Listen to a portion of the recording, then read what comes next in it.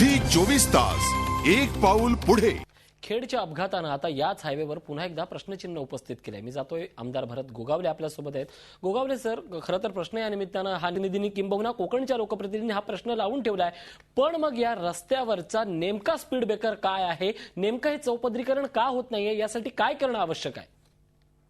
आता इंदापूर पर्यंत काम चालू आहे, आपण सगळे कल्पना आहे। आता आमची मागणी आहे ती थेट डायरेक्ट गोव्यापर्यंत व्हावा। ही 2013 मधला हा सगळ्यात मोठा अपघात आहे। ह्याच्यामधून या मुंबई गोवा हवेचा तुम्ही मगाशी सांगितलं की आतापर्यंत जवळजवळ 1300 लोक मृत्युमुखी पडलीत, 4-4.5 हजार लोक जखमी झाले, त्याच्यामध्ये जवळजवळ 1001 लोक जायबंदी झालेली आहेत। एकी कामा सेंटरचं हॉस्पिटल आपल्या इथे कुठे उपलब्ध नाही। महाडला जे आहे ट्रॉमा सेंटर, तर त्या ट्रॉमा सेंटरमध्ये फक्त लिफ्ट बसवायची बाकी आहे आणि तिथं तज्ञ डॉक्टर द्यायचे आहेत।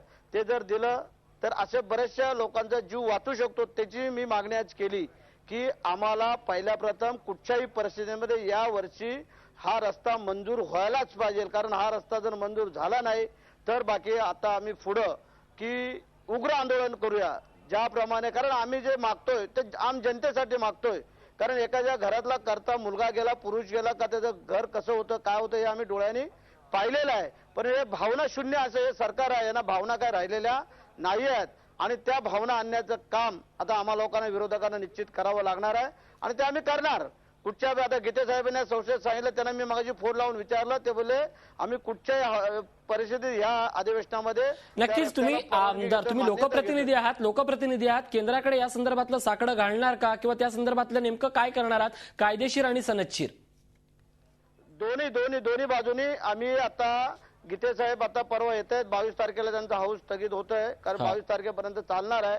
ते आल्यानंतर कोकणातले आमदार खासदार आम्ही सगळे बसून त्यावरती निर्णय करतोय आणि केंद्राकडून कुठच्याही परिस्थितीमध्ये मंजुरी तर घेतोय, नाहीतर कायद्याच्या रूपाने पण आम्ही जायला तयार आहोत। नक्कीच हे तुम्ही तुमचे आमदार झालेत, पण मुख्यमंत्री स्तरावर आणि राज्य स्तरावर याच्या हालचाली होत नाहीये। मुद्दा तो आहे, राज्य स्तरावर हालचालीसाठी दबाव गट आणण्यासाठी काय करणार आहात?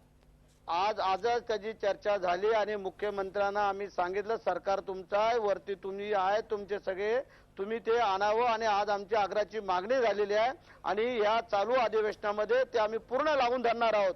त्यानंतर खरं म्हणजे आज आम्ही निदर्शनं करणार होतो, परंतु या दुःखद अशा घटनांमध्ये बोलतील की राजकीय स्वार्थ काहीतरी घ्यायचं म्हणून आम्हाला त्यांच्याकडे पाहायचं होतं।